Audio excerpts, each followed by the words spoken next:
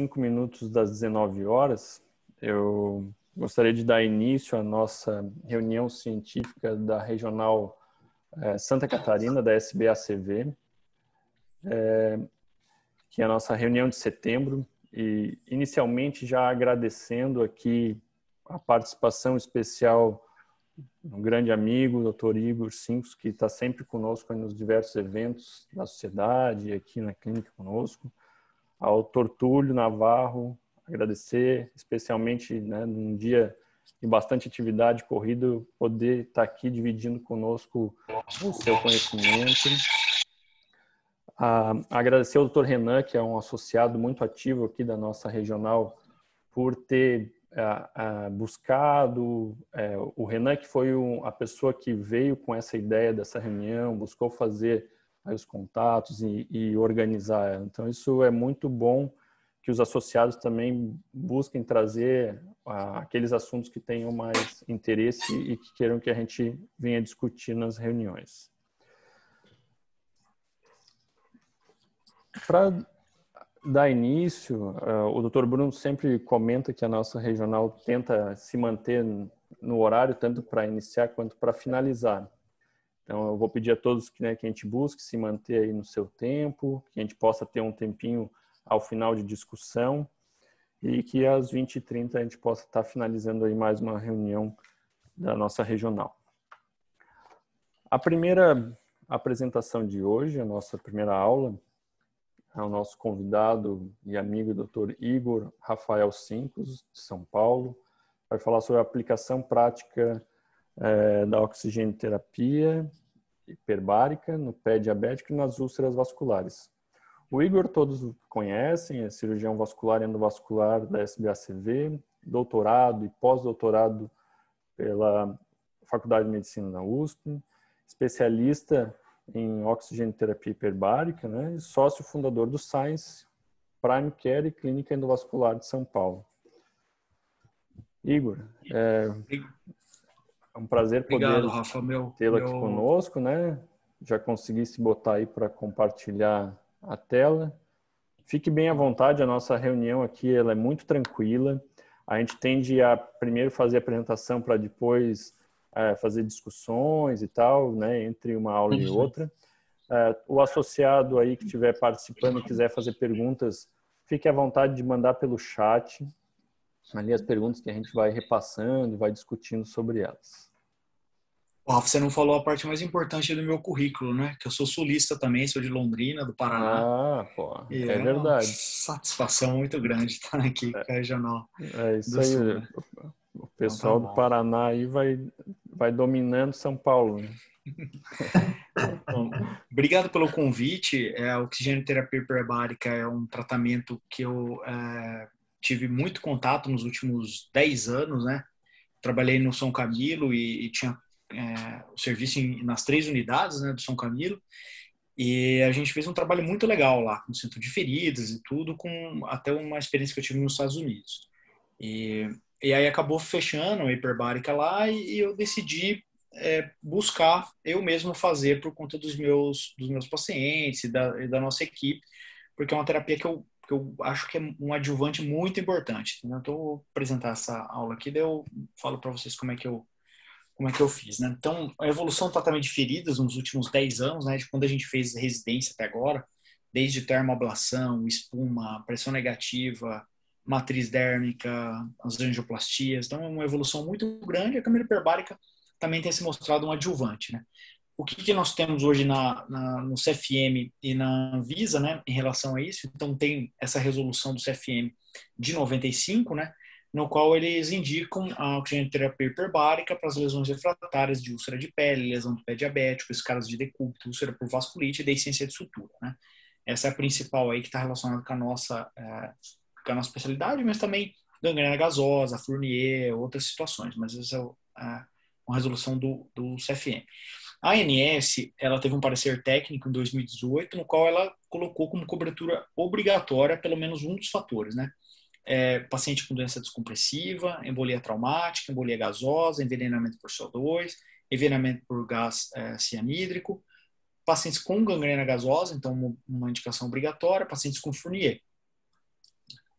pacientes com faceite, celulite ou miosite necrotizante, né, incluindo infecção do sítio cirúrgico, com classificação de gravidade 2, 3 e 4 na escala USP de gravidade, que eu vou mostrar mais adiante. Isquemia aguda traumática, lesão por esmagamento, síndrome compartimental, reimplante de extremidades amputadas, né, todos com essa classificação USP 2, 3 e 4. Paciente em sepsis, choque séptico ou insuficiência orgânica devido a vasculites de origem de etiologia de alergia medicamentosa ou por toxinas biológicas. E também pacientes diabéticos com ulcerações infectadas profundas na extremidade, comprometendo o osso, o tendão, quando não tem resposta ao tratamento convencional. Então, isso é algo que está bem descrito aí no parecer. A escala da USP é uma escala que você vai somar, né, os pontos numa tabelinha. Grau 1 é menos de 10 pontos, né, o grau 4 é mais de 31 pontos. Tá? Então, esses são os pontos, não vou entrar em detalhes, quem quiser depois eu posso disponibilizar para vocês, mas a nossa enfermeira sempre acaba fazendo essa avaliação, né, e passa para o médico para a gente poder definir se vai fazer a terapia hiperbárica ou não. Tá? Então, é bem interessante. Eu fiz uma revisão da literatura, né, e vou mostrar algumas ideias que eu tenho aqui, que eu empreendi na minha clínica diária. Né? Então, essa é uma revisão sistemática publicada no JVS em 2020, né, em oxigenoterapia hiperbárica para pacientes diabéticos com comprometimento arterial. Tá? Então, no total, eles revisaram 11 estudos, né, eles conseguiram chegar na análise de 11 estudos com 729 pacientes. Fizeram uma meta-análise, onde foi identificado menos amputação maior no grupo hiperbárica, significativamente, né? Com NNT de 7. Para amputação menor, não teve diferença estatística. 3 estudos reportaram cicatrização completa, mas os resultados foram contrastantes em relação a isso, não conseguiram analisar. Não foi identificada nenhuma diferença relacionada à mortalidade ou liberdade de amputação, né? Potential Free Survival na curva de Kaplan. Essa outra publicação de 2019, né, outra revisão sistemática, o resultado dessa revisão é que as evidências atuais não aceleram a cicatrização das feridas e não previnem amputação maiores em pacientes que têm úlcera diabética, mas que não têm comprometimento arterial. Né? Então, um pouquinho diferente daquele, né, arterial mostrando que tem efetividade, nos que não têm comprometimento arterial, né, possivelmente não tem um aumento na velocidade de cicatrização. Então, são um pouquinho divergentes os resultados. Né? Um total de 7 estudos que foi feito nessa revisão sistemática. Tivemos em 2015 uma revisão da Cochrane, né? Analisaram 12 estudos, no total 577 pacientes, 531 pacientes com úlcera em pé diabético. Né? Nessa revisão da Cochrane, já um pouquinho diferente do anterior, eles mostram um aumento na taxa de cicatrização com hiperbárica, com oxigenoterapia por 6 semanas, sem diferença significativa em relação à amputação maior, né? Então, 312 pacientes. Quando avaliaram apenas úlcera venosa, tem só um trial, né, com pouco paciente, 16, né, apesar de ter sido significativo a redução da área de úlcera, é difícil analisar, né, um trial apenas. Em relação à úlcera mista, também foi apenas um trial, né, no qual eles mostraram um benefício da hiperbárica em redução na área da úlcera, né, no final do tratamento. Então, uma velocidade de cicatrização maior, né. Essa outra revisão no European Journal of Vascular Surgery, 2014, né, identificaram 669 artigos, separaram 7, né, com os critérios dele de revisão sistemática, com 376 pacientes. 2 trial randomizados com úlcera isquêmica mostrou aumento na taxa de cicatrização completa em 1 ano de follow-up, né, um NT de 1,8. E um terceiro trial com isquemia de perna mostrou menos taxa de amputação significativa, né, em pacientes com hiperbárica. Então, um pouquinho divergente aí os resultados, né, não tem uma sequência tão comum. Né? Então, a conclusão de 2014, né, que as evidências atuais mostram alguma evidência de efetividade de oxigenoterapia hiperbárica na melhora da cicatrização de úlceras em pacientes diabéticos e com obstrução arterial concomitante. Né? Então, isso que muitas revisões têm falado, né? Então, paciente diabético com úlcera, mas principalmente os que têm algum grau de obstrução arterial. Né? Trials maiores de melhor qualidade são necessários, né? Qual que é o racional, né, em relação à análise daí? É difícil realizar trial multicêntrico, né, devido à heterogeneidade das feridas, né, feridas de tudo que é tipo. Então, é difícil você comparar as regiões, úlcera venosa, úlcera mista, úlcera arterial, úlcera microangiopática, úlcera traumática. Então não é fácil conseguir financiamento, né? O Dr. Túlio vai falar aqui a experiência dele na Universidade de Minas, né? É incrível o trabalho que ele está fazendo, tudo, mas eu tenho tido muita dificuldade em fazer qualquer tipo de estudo por enquanto, né? Tem uma questão ética, né? Então, situações que você sabe que tem um resultado positivo que vai ser efetivo, né? Como é que você vai randomizar um paciente? Como é que você vai colocar na câmara e não fazer oxigênio a 100% e não aumentar a pressão, né? Então, não é fácil, né, fazer esses desenhos, né? A gente pode discutir um pouquinho mais com o Dr. Túlio em relação a isso, tá? O que eu sempre falo é que a medicina hiperbárica, a oxigenoterapia hiperbárica, ela trata tecido isquêmico inflamado infectado. Toda vez que você tem um tecido isquêmico inflamado infectado, você tem a opção, a possibilidade de melhorar o tratamento com isso aí. Obviamente que você tem que revascularizar uma perda isquêmica, não adianta deixar a parte macrovascular sem estar resolvido, né? E entrar com antibióticos, todas essa situação. Então, o oxigenoterapia é um adjuvante, né? E que você vai utilizar ele como adjuvante nessas situações. Tecido isquêmico, inflamado, infectado. Esse aqui é o principal. A oxigenoterapia hiperbárica, numa fase inicial ali, ela aumenta muito a quantidade de oxigênio diluída no plasma, né? Tem estudos experimentais que colocaram porquinhos e retiraram todas as hemácias do porco, e o porco continuava vivo dentro do ambiente hiperbárico, quer dizer, a quantidade de oxigênio que se dilui no plasma é suficiente para manter a vida, né? Mesmo sem hemácia. Então, situações de anemia ou que você tem uma vasoconstrição, um problema, você consegue oxigenar, mas é um tempo curto, né? É importante saber também que faz uma vasoconstrição, então essa hiperoxigenação mais a vasoconstrição produz uma série de radicais livres, produz uma série de substâncias que são bactericidas, bacteriostáticas, né? Isso daí diminui o edema, né? E o mais importante é o estímulo à neoangiogênese depois. Então, nas 24 horas seguintes à terapia, que é o grande efeito na cicatrização, né? Esse estímulo à neovascularização. Eu fiz uma pós-graduação em Harvard, né? Eu, o Vitor Gornati, aqui meu sócio, lá nós tivemos que fazer um Care Process Model, né? Então a gente optou por fazer em relação à ferida, né?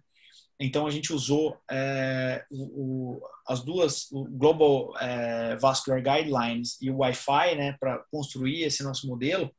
Então a gente incorpora, né, a graduação do Wi-Fi, né? A classificação, né? Para você poder definir infecção, a ferida e a parte isquêmica, né? Então você usa todas elas e a gente usa esse Vascular Guideline, o último, né? De 2019 para nos auxiliar que tipo de terapia nós vamos utilizar para a revascularização. Então esse daqui é um fluxograma grande que a gente construiu nesse modelo, né? Depois, se alguém tiver interesse, eu posso compartilhar, se vocês quiserem utilizar, o que a gente usa aqui na nossa equipe, né? Então você tem toda uma avaliação iniciando principalmente pela parte arterial, com ITB, com Doppler, e vai determinar se tem isquemia ou não. A partir daí você vai estratificar a infecção, se for uma infecção grave ou não, se vai para amputação, se vai para revascularização, se vai para desbridamento primeiro, né? E depois a gente leva, depois de resolvida a parte infecciosa e revascularização, a gente tenta um protocolo de fechamento rápido com hiperbárica, pressão negativa e matriz dérmica e avaliação de cirurgia plástica, né? Então é uma série de coisas que a gente faz. Eu trato mais medicina privada, então tenho mais acesso a material e exames, então a gente consegue ser bem rápido e bem agressivo. Vou mostrar uns casinhos aqui só para ilustrar o que eu estou falando, né? Se você tem a parte infecciosa, né, considerar o desbridamento sempre. Se você não tem a parte arterial, fazer a avaliação venosa também, né? Sempre importante. Se tiver uma insuficiência, uma obstrução, uma síndrome pós-trombótica, é importante você tratar isso daí também, tá? Então, mais ou menos um workflow aí que a gente faz, tá? O Wi-Fi eu não vou entrar em detalhes aqui, mas a gente utiliza ele para nos ajudar, e o Global Vascular vocês podem olhar lá também, que ajuda muito a gente para determinar o tipo de tratamento de revascularização que a gente vai fazer. Tá? Então, um exemplo aí, né, essa evolução da parte vascular, então a gente auxilia, né, usa vários procedimentos. Então, hoje, úlceras há 2 anos, a gente consegue fazer ablação percutânea, né? Tem uma publicação que eu participei junto com a Juliana, né, que foi até de doutorado dela, uma parte do trabalho foi meu pós-doc, mostrando a importância de fazer a ablação e terapia compressiva no paciente com úlcera venosa, né? Então, um exemplo aqui, um paciente de 64 anos, internou com uma úlcera infectada, HIV positivo, ninguém nunca queria operar ele, né? Nós identificamos a doença de safena, fizemos a ablação, debridamento, antibiótico terapia, câmara hiperbárica. Esse paciente foi colocado em pressão negativa e não precisou nem de matriz, né? Já foi direto para enxertia de pele e em 30 dias ele estava com a ferida fechada, né? Então a gente consegue ser bem focado assim para conseguir resolver, tá? Essa é uma moça de 34 anos que foi fazer uma cirurgia de varizes, mas ela tem uma deficiência do complemento. Ela fez uma fascite grave pós-cirúrgica, uma coisa absurda, assim. Nós tivemos que entrar com tudo que é possível, né? Com antibiótico, desbridamento, medicina hiperbárica. Então, aqui mostrando vários momentos, né, do desbridamento, né, até que nós conseguimos aí controlar a parte infecciosa, a parte circulatória, e fizemos a matriz dérmica.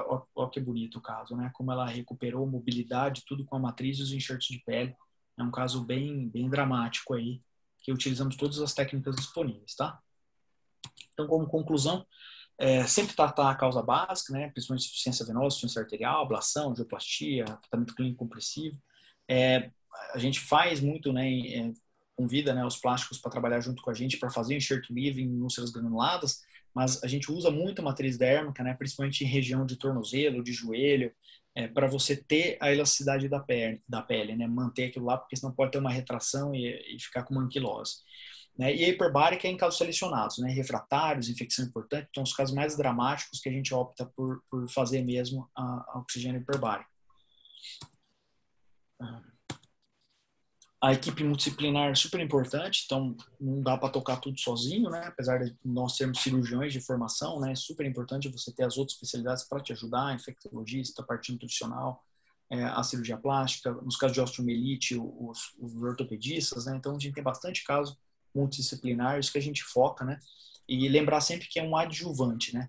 Principalmente para úlceras diabéticos, especialmente no caso de isquemia, como eu mostrei nas revisões, né? Só que lembrar que não é para ficar fazendo 10, 20, 30 sessões no paciente que não está revascularizado, não adianta nada, entendeu? Então a gente acaba recebendo muito paciente achando que é milagroso, eu não vou fazer, não aceito. Tem que revascularizar antes, entendeu? Então precisa fazer angioplastia ou a ponte, né, para poder resolver. E tratar a infecção de forma adjuvante, tá? E é extremamente necessário mais estudos, né? A gente precisa tentar definir quais são o melhor momento, né, a indicação certinha. Não temos essa resposta na literatura, que a gente tem a experiência pessoal, né, que é difícil você traduzir isso daí em números para poder explicar, né, mas a sensação que a gente tem é que os pacientes vão muito, muito bem. Né? Só para falar para vocês, a gente montou o centro de feridas no São Camilo, por uma questão lá, a equipe de infectologia saiu e perderam as câmeras lá, mas nesses 5 anos lá, tratando, a gente fez uma amputação, sabe? A gente conseguiu salvar todas as pernas. Obviamente que são pacientes muito melhores do que a gente tem, né, nos hospitais públicos, né, por conta do acesso, né, e rapidez do diagnóstico e do tratamento. Mas a gente conseguiu salvar, diminuir muito a amputação maior lá. Então, e isso daí me mostrou, depois que a gente perdeu o hiperbárico, a gente não conseguiu manter a mesma performance, entendeu? Apesar de ser subjetivos aí que eu estou falando, mostra que é um método que auxilia muito, principalmente nos casos mais graves. Eu tenho aqui, eu acabei montando, né? Então eu mesmo montei a clínica de feridas, né? Com a minha equipe, com os meus parceiros, meus sócios, né?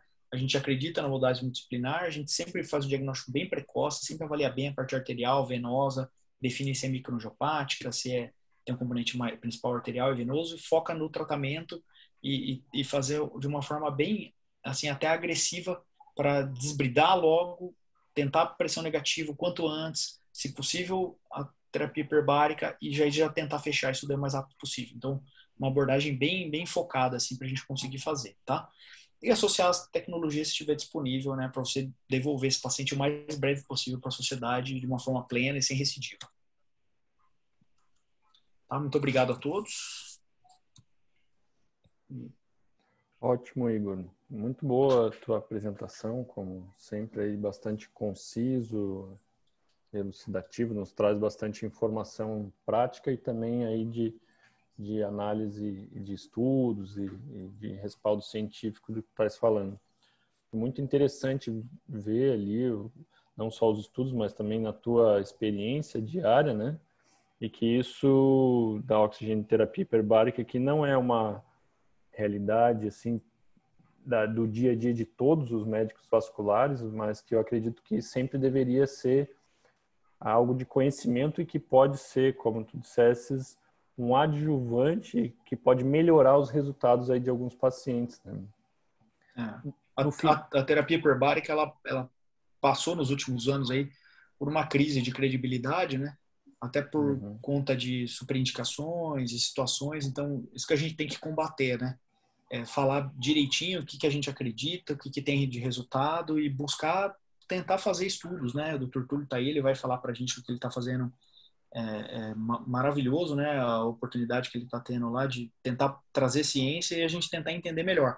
Quem vive na prática acredita muito, né? Mas não pode ser uma questão de fé, né? De acreditar. A gente precisa de ciência, precisa de dado, né? Perfeito. Eu vou relembrar o pessoal que está nos assistindo que fiquem bem à vontade para ali pelo chat fazer perguntas, comentários, né, para tirar suas dúvidas, para que a gente possa aqui incrementar a nossa discussão. Eu ia te fazer uma pergunta, Igor, e no final tu acabou meio que respondendo ela, que era uma dúvida que eu tinha num paciente mais típico assim do que a gente tem, por exemplo, que é o paciente isquêmico, que tem uma oclusão femoropolítea, que chega com um hálux necrótico. Aí você faz a revascularização, né, angioplastia, que seja o modo que for, revascularizou e ele tem uma boa perfusão, pulso e tal, e você vai amputar o hálux. No teu dia a dia, né? É claro que varia aí quem está assistindo que é do SUS ou que tem outras possibilidades. Vamos dizer, na tua experiência que você consegue usar diversos dispositivos, como é que tu maneja esse paciente? Vamos dizer, tu já faz amputação, já usa um sistema de pressão negativa, já faz hiperbárica, como é que tu maneja esse doente? Se for uma cianose apenas, a gente revasculariza, né, vasodilatador e tenta fazer a hiperbárica. Agora, se tiver uma necrose mesmo definida, né, faz a amputação já na hora. O grande lance é você identificar se tem ou não osteomielite, né? Se não tem osteomielite, você fez a vascularização e ficou fechadinho, não vejo sentido de fazer a hiperbárica. Mas se fica um pedacinho de osso lá, que você está em dúvida, ou tinha uma ferida, tinha secreção purulenta por algum motivo, uma lesãozinha, daí eu acho que seria benéfico, entendeu? Mais para a parte infecciosa do que propriamente a cicatrização, né? Então, a não ser que você tenha, por exemplo, uma amputação, um TPE lá, que você vai fazer uma transmeta, daí fica tudo aberto. Aí eu acho que é excepcional, entendeu? Então, situações, tirou o dedinho, fechou lá, não tá nada de ferida aberta, vai cicatrizar, entendeu? Não tem problema. Eu indicaria só se fosse uma situação de infecção, né? Você vai fazer uma transmeta e deixar aberto, aí é adjuvante excelente. Ou tem osteomielite detectada, daí é excelente também para te ajudar. Potencializa, né? A doutora Marisa, que foi chefe da UTI do trauma do Hospital de Clínica da USP durante anos, é a chefe da UTI do Hospital 9 de Julho, aqui em São Paulo. Ela tem uma experiência absurda, né, com câmera hiperbárica, desde a década de 60, né, eles usam. E aí ela acha assim, para a parte de infecção mesmo de osteomielite, tem casos incríveis que ela relata, assim, de osteomielite crônica, inclusive, né? E com limpeza, desbridamento e a câmera hiperbárica você consegue resolver. Então eu dividiria assim, entendeu? Se você vai fechar o dedinho, não precisa. Se é casos mais graves, aí eu acho que vale a pena como adjuvante. E aí você associa a pressão negativa com hiperbárica? Eu associo sempre. Sempre que tiver disponível, para mim é prioridade. Se eu tiver que escolher entre pressão negativa e hiperbárica, eu escolho pressão negativa, entendeu? Né, que mas associar os dois também é excepcional, porque daí você vai fazer a pressão negativa, né? Vai diminuir edema, diminuir a coleção, você desliga ali durante 1 hora, né? Fecha a coisinha, coloca o paciente lá dentro, ele faz a sessão, então aí é o melhor dos mundos, né? Se tiver disponível isso daí, é o melhor serviço que você pode ter. Que bom, que bom. Igor, o Zé Vitor Caporali, que é um associado nosso aqui de Santa Catarina, pergunta que te parabeniza pela palestra e faz uma pergunta de quanto tempo dura o efeito de uma sessão da hiperbárica, né, nos tecidos alvo. Se tem esse dado, não consigo responder isso. Não consigo responder exatamente o tempo, mas vou tentar explicar mais ou menos assim. O que é a pressão hiperbárica, né? Você pega uma pessoa, coloca ela dentro de um tubo, coloca ela respirando oxigênio a 100% e vai pressurizando ela mais ou menos 1,4 atm. Então, seria a de cima, mas como se tivesse uns 14 metros dentro d'água, entendeu? Podendo chegar até 20 metros. Nessa situação, o oxigênio se dilui tanto no plasma, tanto, que aumenta, assim, absurdamente a quantidade de sangue dissolvido, né? Isso daí que vai ser o grande efeito dela. Você vai usar ela durante 1 hora. Então, o paciente vai ficar lá durante 1 hora. Só que as primeiras sessões, Rafa, você não consegue chegar nessa profundidade. A gente fala profundidade, né? Porque a pessoa não aguenta adaptar o ouvido, não é fácil, entendeu? Então, assim, a primeira sessão é meio que adaptação, aí na segunda que vai ter um bom resultado, a não ser que a pessoa, né, já seja um mergulhador, daí é mais fácil. Então, geralmente a gente faz um mínimo aí de 5 sessões para tentar um objetivo, entendeu? Geralmente eu tenho feito de 5 em 5. Faço 5 sessões, reavalio, ou casos mais graves, 10 sessões, daí vou reavaliando, entendeu? Então, assim, não consigo te dizer quanto tempo depois. O que a gente sabe é que o efeito de estímulo à neoangiogênese depois é comprovado, inclusive trabalho experimental e tudo, que esse é o grande benefício, né? As 24 horas subsequentes. Então, a gente tenta fazer todos os dias, né? Se possível. Né? Nos casos mais difíceis, assim, dia sim, dia não, pelo menos. Ótimo, ótimo. Obrigado aí das tuas explanações. Acho bastante interessante e depois, se o pessoal tiver mais algumas dúvidas e tal, a gente vai trazendo essas dúvidas aí para a sequência das discussões e das palestras. Eu ia convidar o Tortúlio, mas tem aqui uma outra perguntinha que saiu aqui para ti, antes de a gente ver. Se aqui o Luiz Alencar, também de Santa Catarina, se ele perguntou se tu tens assim uma ideia do valor praticado, obviamente que é muito diferente, ou por planos de saúde, em sessões aí em São Paulo, né? Porque a gente sabe que é bastante diferente de uma região para outra e tal. O que eu tenho levantado assim varia entre 300 e 500 reais a sessão, sabe? Se o paciente tem direito a reembolso, a gente consegue até uns valores maiores, né? E depende da região que você tá, né? Normalmente menos de 350 reais dificilmente você vai conseguir ser viável economicamente para manter a câmera, entendeu? Porque não é fácil não ter um volume aí, se você faz as coisas direitinho, com ética e tal, não é fácil você ter uma quantidade de pacientes para você manter ali o sistema funcionando, tá? Se ele tá pensando em ficar rico, não sei se vai ficar rico não, mas consegue pelo menos tentar manter manter a clínica, serviço adequado, entendeu? Tá ótimo. Então, eu te agradeço bastante, Igor. Vamos nos manter aqui para depois uma nova discussão. E a segunda apresentação de hoje, que a gente tem a felicidade de ter aqui conosco e agradecendo já ao Tortúlio Navarro. Tortúlio Pinho Navarro de Belo Horizonte vai nos falar um pouco sobre a utilização da terapia celular em isquemia de membros e feridas vasculares. O Tortúlio também amplamente conhecido aí de todos, é professor associado do Departamento de Cirurgia da Faculdade de Medicina de Minas Gerais, a UFMG, coordenador da cirurgia vascular da UFMG, membro titular da SBACV, muito ativo e participante em todos os eventos da SBACV e coordenador da pós-graduação em Ciências Aplicadas à Cirurgia da Faculdade de Medicina da Federal de Minas Gerais. Tortúlio, muito bem-vindo. Mais uma vez, agradeço aí a sua disponibilidade nesse dia que sempre a nossa atividade bastante corrida e ainda no início da noite e o final do dia ainda ter a disposição de estar aqui conosco compartilhando o seu conhecimento. Muito obrigado. Ô, Rafael, eu que agradeço, viu?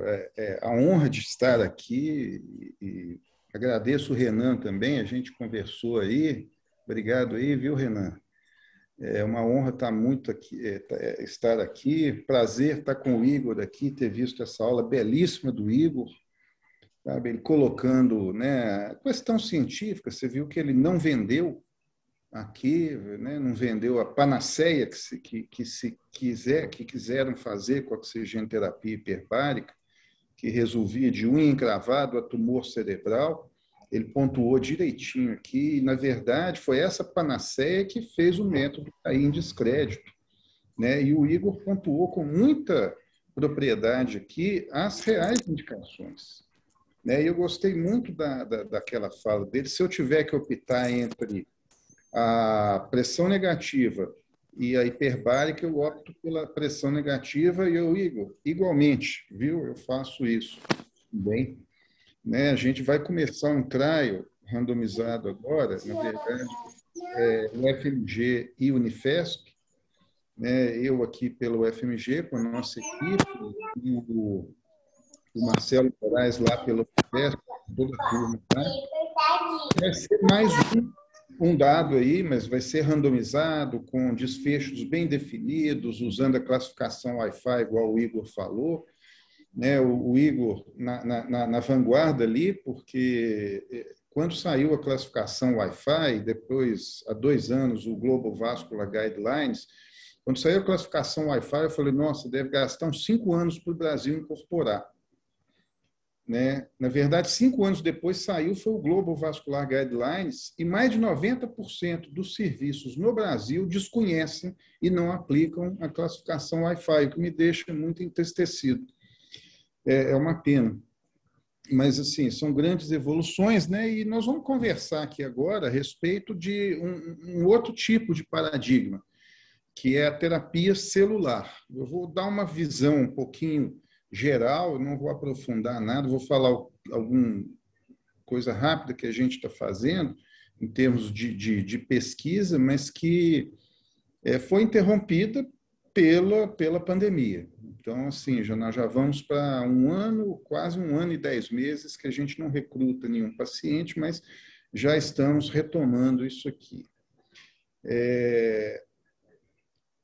Eu não tenho nenhum conflito de interesse nisso aqui, isso eu deixo bem claro, exceto que a gente estuda o tema, não só a questão da terapia celular, mas de preservação de membros e cicatrização de membros. Né, nós temos essa revisão, uma das maiores revisões sobre terapia celular, pré-clínica e clínica, que nós fizemos, hipercitado no mundo inteiro. Fizemos esse livro, minha autoria principal, né, que está sendo vendido seletamente, evidentemente, porque é um assunto muito restrito. E com relação à questão da ferida, a gente estuda muito. Né? Isso aqui são as últimas publicações dos últimos 2 anos. Né, Journal of Vascular Surgery, Annals of Vascular Surgery.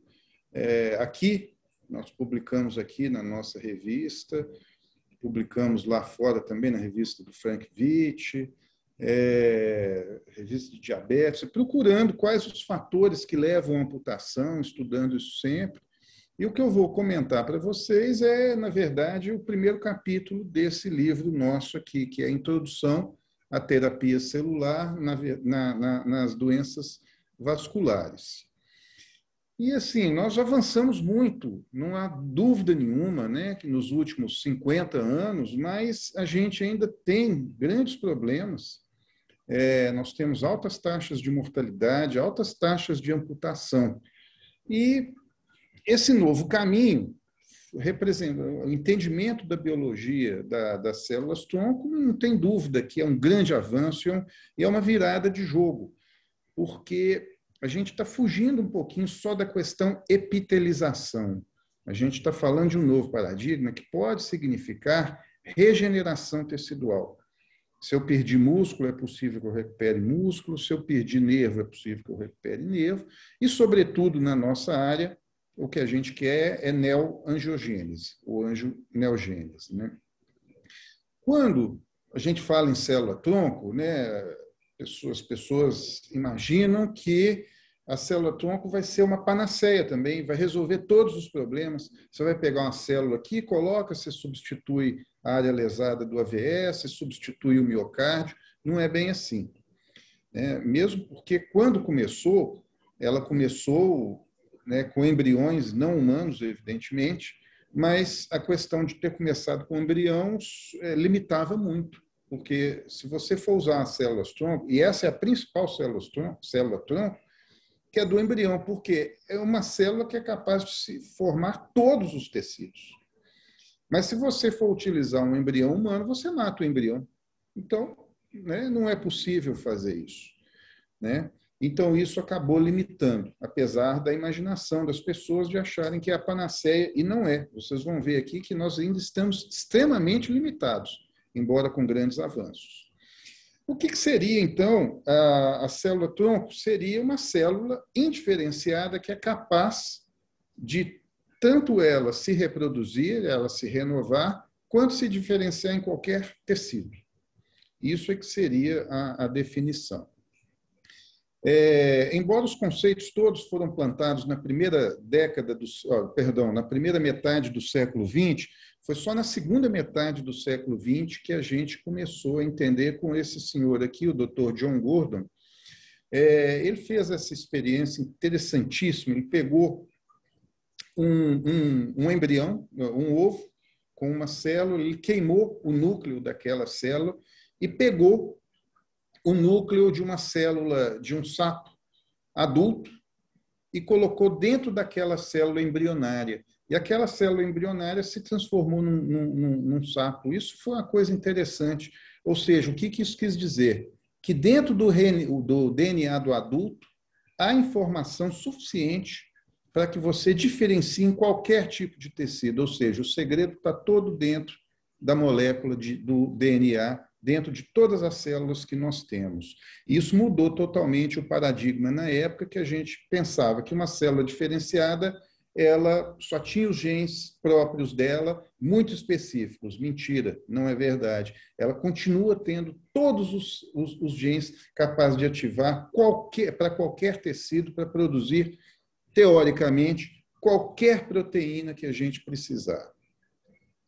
Já no século XXI, então a gente passou muito tempo no século XXI, os doutores Yamanaka e Takahashi conseguiram, olha que interessante, ativar genes de células adultas que se comportaram como células-tronco e foram reprogramadas. Essas células, eles reativaram lá pequenos, 4 genes, na verdade, e esses genes afloraram para que a célula ficasse indiferenciada e, conforme o meio que você tratava, ela diferenciava em vários tecidos. Isso já é uma célula adulta, né? Ou seja, então foi o início dessa tecnologia. Isso foi tão importante que, há 9 anos, eles foram agraciados com o Prêmio Nobel de Medicina e Fisiologia e abriram uma nova fronteira para nós. É um novo paradigma, não só para tratar, só para epitelizar, que é o que a gente faz hoje, a gente quer fechar a ferida para evitar a amputação, mas o novo paradigma, na verdade, é para regenerar. Isso vai ser possível? Não sabemos. Existe muita panaceia, né? Muita coisa nisso, né? Muito ainda, embora tenha sido, né, essa descoberta tenha sido extremamente, abriu novas fronteiras. O grande problema hoje, que aconteceu com a hiperbárica, que aconteceu com vários outros tipos de tratamento, é que a gente chama de roadside clinics, né, essas pequenas clínicas, alegam oferecer terapia de células-tronco com resultados maravilhosos, desde perda de cabelo até unha encravada, passando por redução de amputação, melhoras, etc, etc, etc. Mas, no nosso paradigma aqui, a gente só faz o que é científico, só o que está plenamente comprovado, e a gente não fica só lendo e criticando, não, a gente faz. A gente faz pesquisa todos os dias, tanto na parte pública quanto privada. Evidentemente que na parte pública é o meu maior interesse, é onde eu gosto mais, e só é possível afirmar se uma coisa é boa ou não com ensaios bem desenhados. Então, a questão hoje da célula-tronco é isso. Vocês vão ver aí panaceias, vocês vão ver propagandas à vontade, cursos mirabolantes que vai tirar e que vai resolver e tudo. Eu alerto a vocês, cientificamente não é bem assim, não. Quando a gente fala de células-tronco, a gente quer, na verdade, se referir a um grupo de células. A célula-tronco propriamente dita, que é uma população de célula, aquela que eu disse no início, que ela é capaz não só de se reproduzir identicamente, mas se diferenciar em vários tipos de tecidos, como aquela célula original do embrião. Só que o embrião, inicialmente, ele tem 100% de células-tronco, né? E como nós vimos aqui, eu já mostrei para vocês, no adulto também há células-tronco. Só que a porcentagem cai de 100% para 0,0000 pontos por cento. E a nossa função como pesquisador, como cientista, é localizar essas células. Onde que elas estão? Porque elas são em quantidade muito pequena, mas elas podem ser muito bem-vindas, não só do ponto de vista de tratamento, mas de regeneração.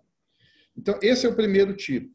O segundo tipo é o que a gente chama de célula estromal.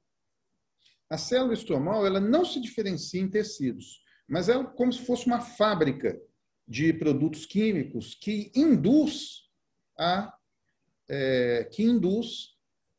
atua como uma via sinalizadora para outras células, induzindo as outras células a produzir aquilo que a gente quer. Um tipo de proteína, um tipo de vaso, um tipo de nervo, etc. Né? Ou seja, por meios secretórios, locais e um pouquinho à distância, imunomodulando aquilo ali, a gente sair da inflamação maléfica, entre aspas, para a inflamação benéfica, né, e abrigar aquelas células em determinados locais. Então, são essas duas teorias hoje do tratamento celular nisso aí. Bom, e a gente acaba chamando isso no conjunto de células mesenquimais, que são capazes, né, de levar à regeneração dos tecidos, não por diferenciação celular propriamente dita, mas por produção disso aí. Fatores de crescimento, interleucinas, etc. Bom, então, hoje, a gente consegue esse tipo de célula. Então, célula-tronco não é só a célula indiferenciada embrionária, é a célula que é capaz de produzir. E é uma população muito heterogênea de células. Então, esse tipo heterogêneo de célula, a gente pode, hoje, nós temos algumas fontes que a gente pode tirar do paciente adulto. É claro que a embrionária já ficou, ela é impossível, pelo menos com a tecnologia atual, você vai ter que matar um embrião para fazer células-tronco. Isso é eticamente inviável, então esquece isso. Tem aquelas induzidas que foram a dos japoneses lá, que conseguiram induzir, ativaram determinados genes que produziam as proteínas que eram necessárias para a regeneração tecidual. Mas isso também é uma tecnologia ainda experimental que é adquirida somente em vitro. Ela hoje ainda não tem na prática clínica. O que nos resta pegar esse grupo heterogêneo de células, que a gente diz que é células-tronco, no adulto. E onde que elas estão? Na medula óssea, no tecido adiposo, no sangue periférico e no tecido umbilical, no cordão umbilical. Tem outros locais, eu vou falar daqui a pouco, mas basicamente são essas 4. Aqui, cada um tem suas vantagens e desvantagens. Né? Então, a medula óssea, a gente aspira, né? A técnica já é conhecida de todos, a gente tira da crista do osso ilíaco, né? Ali tem células muito jovens, a gente lava elas, centrifuga, e para se ter uma população de células razoável, você tem que fazer cultura. Mas o mais comum, o problema é que a célula da medula óssea, ela não é tão disponível assim, você não consegue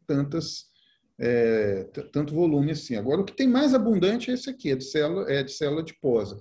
Esse aí é o que a gente tem focado os nossos trabalhos hoje. Ela é bem disponível, facilmente acessível por lipoaspiração, mas também é o seguinte, não tem célula-tronco só lá, não. Está cheio de célula-tronco aqui. Não está, não. E o que a gente pega, na verdade, não é célula-tronco. A gente pega o que a gente chama de fração do estroma vascular, que é uma parte bem pequenininha lá no final, depois de lavar, depois de centrifugar, depois de lavar de novo, centrifugar, decantar e tudo, você consegue uma pequena porçãozinha lá com 5% de células indiferenciadas. E tem tudo isso aí de célula lá nessa fração do volume do estroma vascular. Tem células-tronco, sim, tem pericitos, tem células endoteliais, pré-adipócitos, tem até células, né, imunes. Então, é isso. Esse aqui é o protocolo de tirar. Você pode usar química ou não. A gente não usa química, que é a colagenase. A gente usa somente a separação mecânica. E engraçado que existem até aparelhos comercialmente disponíveis para fazer isso, né? Esse aqui da direita, perdão, da esquerda da tela, ali no fundo, me foi apresentado hoje. O pessoal está importando esse aparelho lá da Itália, para você fragmentar o tecido adiposo e ele já centrifuga para você, ele te dá ali. Você pode fazer isso até 10 vezes, dá um volume de 30 a 40 ml, pode ser que seja interessante, né? Mas eu não conheço e não posso afirmar. Do sangue periférico é mais difícil de tirar, porque você teria que exanguinar o paciente para tirar uma boa quantidade de células indiferenciadas. Então, ele é mais difícil, mas você geralmente tem que usar esse fator estimulador de colônias de granulócitos, que é extremamente caro, muito caro, para que você tire as células de lá de dentro da medula, de dentro dos nódulos linfáticos, para que tenha uma quantidade razoável. Então, ele não é muito factível, não. Né? Outras fontes, cordão umbilical, a gente já falou, placenta, a geleia de Wharton, líquido amniótico, polpa dentária, líquido sinovial e até pele. Né? E as vias de administração dessas células? Aí tem várias. Né? As locais podem ser intranasais, intratecais, etc. Lá, tópica, por forma de spray ou gotas, ou gel. Né? Sistêmica, intraarterial, não recomendo, é roubada, porque as células não são tão fininhas assim, elas geralmente vêm acompanhada de vários tecidos em volta e aquilo causa embolia. Intravenoso é muito feito em rato, não, em bancada de um modo geral, e aquilo para no pulmão e tem uma filtração, tem uma reação inflamatória pulmonar enorme. Né? E as injeções locais, que é o que a gente pratica. Pode ser subcutâneo, intramuscular ou direto no órgão, né? Dependendo. Né? Isso. E aí eu vou deixar bem claro agora. Qual que é o mecanismo de ação desse tipo de heterogêneo de célula que a gente chama de células-tronco, que a gente chama de células mesenquimais, células-tronco mesenquimais? Ou é pela própria diferenciação celular no tecido, e aí significa regeneração tecidual mesmo, né? Nós já conversamos, ou a interação direta da célula ali com o meio ali, que falta osso, falta sangue, falta músculo, o que quer que seja, e por efeitos parácrinos, que são essas duas. Né? Então, isso é feito via citocinas, fatores de crescimento, quemocinas, etc. Não é que nós já conversamos isso, eu vou passar aqui. E esse efeito e essa secreção local vai levar a angiogênese, imunomodulação, neuroregeneração, produção de matriz extracelular, importantíssimo na regeneração tecidual e cicatrização, e redução da fibrose e, principalmente, redução da apoptose celular. Esses efeitos já foram comprovados, tanto in vitro quanto in vivo, e tanto pré-clínico quanto clínico. Aqui algumas, eu não vou comentar muito, não, passar aqui rapidamente. A imunomodulação significa o seguinte: a gente sair da inflamação mais tóxica, daquela que é mais mortífera, com razão até para matar a invasão bacteriana, aquelas coisas, mas ela acaba levando a lesão tecidual, para uma inflamação um pouco mais benigna, que é aquela que leva mais à regeneração né, e cicatrização. Tanto os macrófagos do tipo 1, a gente prefere os macrófagos do tipo 2, né, melhora a questão imunológica também. Né? Então, no nosso caso, agora eu vou ser bem específico, essa primeira parte aí, agora a segunda parte é um pouco mais rápida. Qual que é a nossa função como cirurgiões vasculares e o que chega para nós? A gente quer, o paciente é isquêmico, evidentemente, a gente quer restaurar o fluxo sanguíneo, melhorar a perfusão e a função daquele órgão isquêmico. Seja o órgão, seja cérebro, seja coração, seja membro. Né? E isso, na verdade, já ficou comprovado, aquela primeira revisão que eu mostrei para vocês, que nós já fizemos, ela mostrou que o uso dela, do ponto de vista clínico, é seguro e eficaz no pé diabético, e ainda, assim, ela é promissora nas vasculites e nos linfedemas. Não me perguntem, porque eu nunca estudei nem vasculite, nem linfedema com relação a isso. Nessa meta-análise aí que feita pelo nosso grupo inicialmente, nós demonstramos que exatamente isso, que ela ajuda, que ela é eficaz e segura. Mas havia muitas perguntas, aí nós fizemos essa segunda meta-análise, qual que é o melhor tipo de origem, eu já mostrei para vocês, qual a melhor via de administração, e ela é boa com revascularização. Então, essa foi aquela meta-análise que nós fizemos e deu algumas respostas para a gente. Então, o que nós vimos aqui? Que a maioria dos estudos clínicos é feito com medula óssea e 1/3 com sangue periférico. Na época, isso já tem 2 anos, perdão, já tem 3 anos, o tecido adiposo era minoria, como vocês podem ver aqui. Então, a tendência disso é mudar, e a via de administração, a maior parte é local mesmo. Via sistêmica, eu digo para vocês, é meio roubada mesmo. E a maioria era autóloga, ou seja, o paciente doava para ele mesmo. Com associada revascularização, que é nosso segundo braço, que nós devemos começar agora no final desse ano, mostrou os resultados fantásticos. Mas veja bem, né, pessoal? Pouca literatura, pouca casuística, então nós precisamos melhorar isso aí.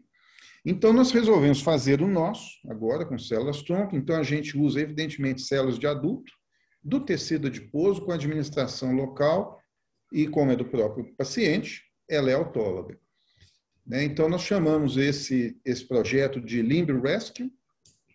Demorou mais de 1 ano para ser aprovado pela CONEP, evidentemente, uma terapia experimental, mas a gente focou só em paciente não revascularizável mais, naquele que já vai ser indicado a amputação e não infectado. Isso é um problema, porque boa parte das amputações são devidos não só à isquemia, mas principalmente infecção. Então, achar esse paciente é um problema, mas o problema maior é o seguinte: esse paciente é fim de linha, ele é morredor, eu vou falar daqui a pouco. Então, esse é um estudo fase 1, fase 2. A gente está buscando aí mortalidade, taxa de amputação e cicatrização. Os secundários são neovascularização, a gente está usando fluxômetros para contar a célula. Então, a gente faz isso, a gente faz a nossa perspectiva de fase 1, são 10 pacientes mesmo, a gente faz essa lipoaspiração com anestesia local, a gente separa a fração do volume do estroma vascular e injeta intramuscular no trajeto das veias, das artérias, e fazer um follow-up de 12 meses. É isso aí que a gente basicamente faz, mas é um grande problema. Isso aqui eu já vou falar, isso aqui nós já falamos. Aqui os braços extras vão ser associação com revascularização e injetar diretamente nas feridas. Aí nós vamos ver o que vai ocorrer. O grande problema é que, no paciente isquêmico em particular, ele é fim de linha. A única opção para ele é a amputação. E a gente sabe, Global Vascular Guidelines, que o Igor comentou ali, a gente faz, nós já estamos no 3º ano, que todo primeiro semestre a gente estuda o Global com os residentes. Ele fala que a taxa de mortalidade desses pacientes de 1 ano chega a 50%. E é o que de fato aconteceu, porque dos 3 pacientes, 2 já morreram. Um sem a perna, o outro com a perna. E o outro foi com a amputação. Então, os resultados não são essa panaceia também que dizem não. Claro que falta ainda muito caminho, nós tivemos que interromper por causa da pandemia, mas a limitação é por quê? O paciente é fim de linha mesmo. E quanto mais fim de linha, menos célula-tronco ele vai ter, menos fração do volume do estroma vascular ele vai ter, maior as comorbidades. Então, o meio ambiente desse paciente, o meio interno dele é hostil para ele mesmo. Então, é muito difícil isso. Então, nós temos que ir atrás, saber os tipos, a origem, como que isola, se faz cultura, como que vai administrar. a concentração, tudo isso ainda está por ser determinado. Não existe nada ainda não. E as próprias características dos pacientes. Então, a gente fica limitado por tudo isso. Mas entender tudo isso vai, no futuro, nos levar a um entendimento melhor. Então, concluindo, o mecanismo mais aceito hoje não é por diferenciação da célula em um tecido, é por produção local de citocinas, que vai levar a angiogênese e imunomodulação, que vai levar à regeneração. Parece que há alguns bons resultados, né? O mais comum é adulto autólogo. Antigamente era doação de medula óssea, hoje é do tecido adiposo. Não há consenso ainda, porque não tem estudos sobre qual que é o melhor deles, qual que é a melhor via, qual que é a melhor origem da célula, e a sua eficácia completa ainda permanece para ser definida, né? Eu finalizo aqui com Belo Horizonte, com meu conterrâneo Bruno aqui ao lado, aqui à vista da Praça da Liberdade, e ao fundo a Serra do Curral. Eu agradeço muito a atenção de vocês e o convite, viu? Tanto o Renan quanto o Rafael. Muito obrigado aí. Ótimo, doutor Túlio. Ótima apresentação. Muito obrigado aí por dividir conosco esse conhecimento, toda essa experiência, que ela certamente não é a realidade ou o dia a dia de todos nós, né? Mas que muito interessante para que possa ser mais estudado e que a gente possa ter a possibilidade disso vir a ser uma parte aí do nosso dia a dia, né? O futuro nos reserve aí melhores experiências do que a gente vem tendo até hoje no tratamento do paciente arterial, que muito do que a gente faz não traz assim um resultado tão bom, né? Principalmente por ser, como o senhor mesmo comentou, o paciente, ele é como um todo um paciente muito grave, né? Então, por mais que a gente faça, às vezes a gente não consegue livrá-lo aí dos desfechos que não são os melhores. Eu achei muito interessante, eu confesso que eu já estudei bastante, fui atrás, claro que não nessa forma que o senhor mostrou, que ajuda a facilitar o entendimento e o conhecimento sobre essas terapias, né, de células-tronco e formas de utilizá-las. Mas é bastante interessante mesmo. A gente fica aqui à disposição, se alguém tiver alguma pergunta, algum comentário, colocar aqui no nosso chat para que a gente possa discutir ou conversar. Eu queria fazer uma pergunta para o Dr. Túlio. Claro. Se ele, casos assim, na prática dele, da clínica, se ele já pensou em utilizar, se tem alguma situação, aqueles casos tipo, vamos fazer uma simpatectomia, sabe? Não, vamos tentar a terapia celular. O senhor já tentou, já pensou em utilizar na sua prática diária, não? Ou por enquanto só pesquisa mesmo? Vontade não falta, né, Igor? Né? Você olha para aquele paciente e fala, pô, mas eu já fiz de tudo aqui, não tem mais jeito. Mas, infelizmente, não, Igor. O protocolo da CONEP, o protocolo de pesquisa, ele é muito rígido. E existem, sim, sanções até jurídicas, né? Se a gente extrapola isso aí, né? Então, a gente tem que ser bem correto nisso aí, mas o principal, Igor, tem que ser deixado bem claro, é o seguinte, não é panaceia, sabe? Infelizmente, isso ocorre nos Estados Unidos também, um tanto de clínica aí, os caras tiram tecido adiposo,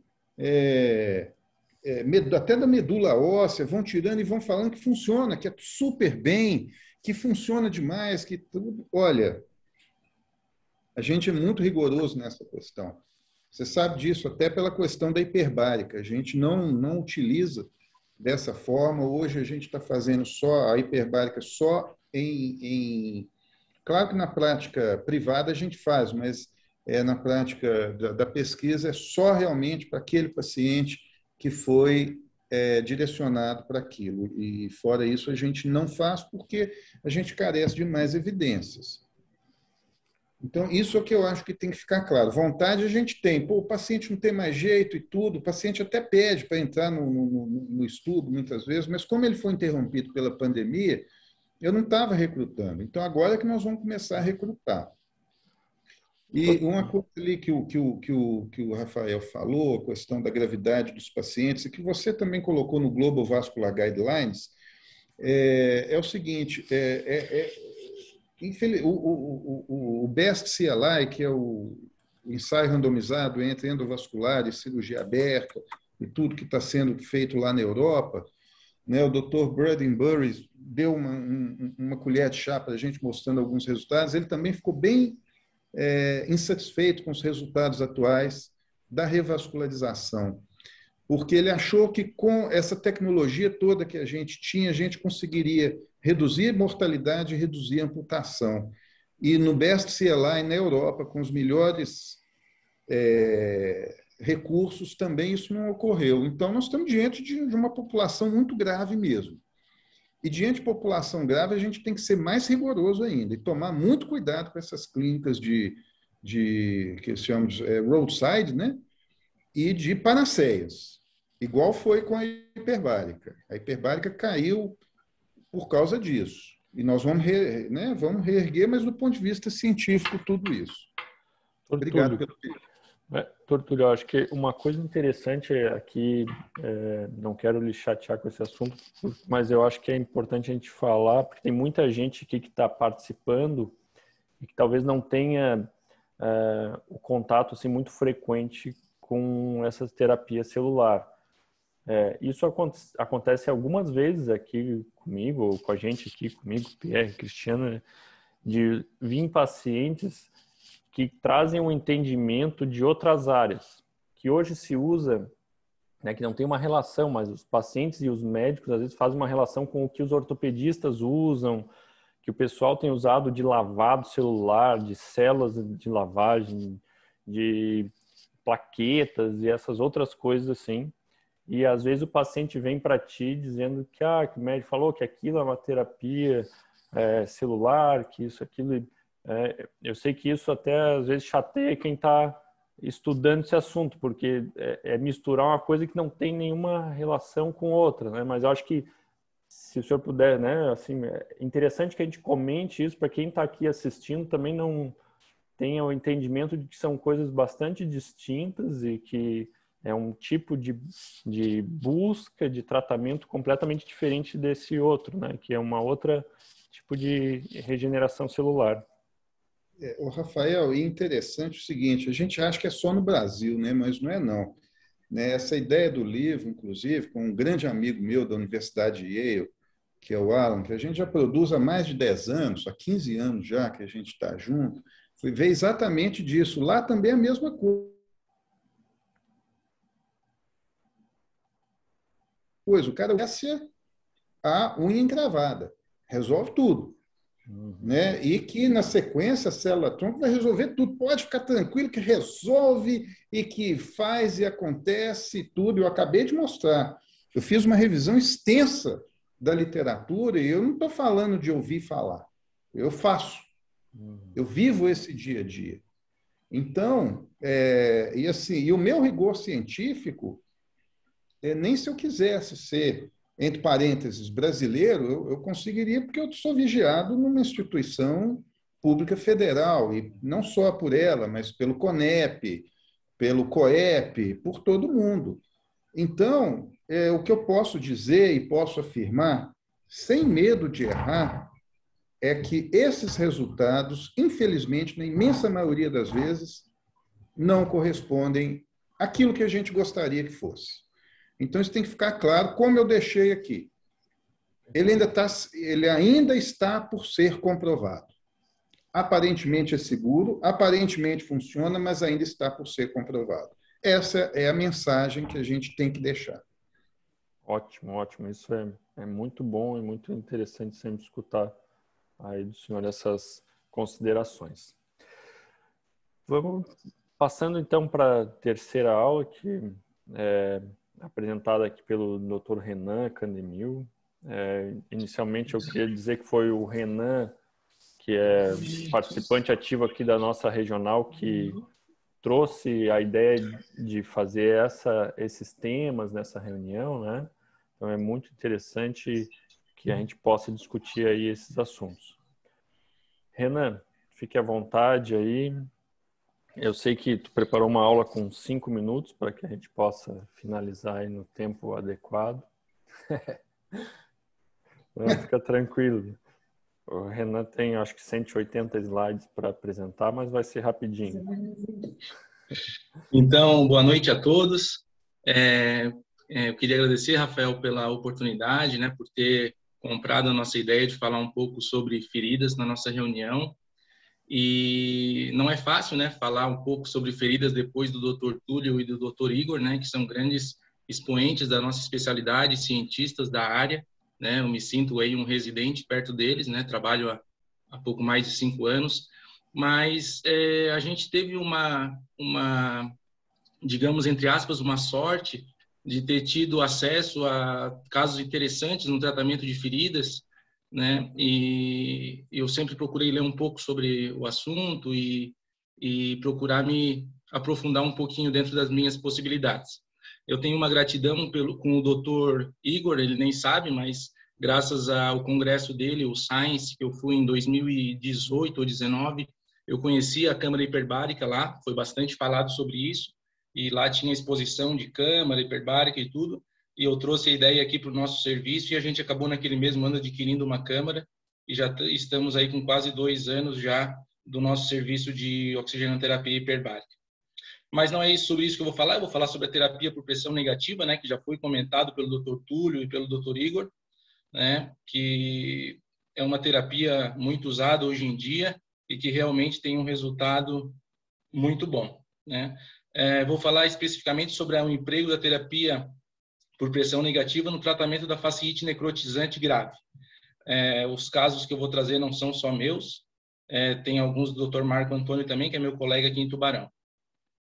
Então, a fasciite necrotizante é uma infecção caracterizada por extensa necrose de pele, da gordura e da fáscia, com preservação relativa do músculo subjacente, provavelmente pela melhor vascularização que o músculo tem em comparação com esses outros tecidos, né? Ela ficou conhecida por infecção por bactérias comedoras de carne e foi descrita durante a Guerra Civil Americana, chamada de gangrena hospitalar. Em 1924 foi descrita como gangrena estreptocócica hemolítica aguda. Também tem outros sinônimos, né? Erisipela necrosante, erisipela gangrenosa. Ela tem como características que ela tem uma rápida progressão, né? Se caracterizando como uma emergência cirúrgica em muitos casos. A incidência dela é baixa, né? Uma doença relativamente rara, nós temos uma incidência de 0,3 a 0,5 por 100 mil habitantes. E o risco de morte é elevado, de 24% a 48%. As casuísticas são um pouco discrepantes, vão de 6% até 76%. E os trabalhos mostram que o principal fator que leva à mortalidade é o retardo no diagnóstico, que vai levar a uma síndrome compartimental, microtromboses, sepse e óbito. O fator desencadeante, ele muitas vezes é inespecífico, um trauma menor, uma contusão, uma cirurgia recente, pequenas ulcerações, queimaduras, picadas de inseto ou de agulha.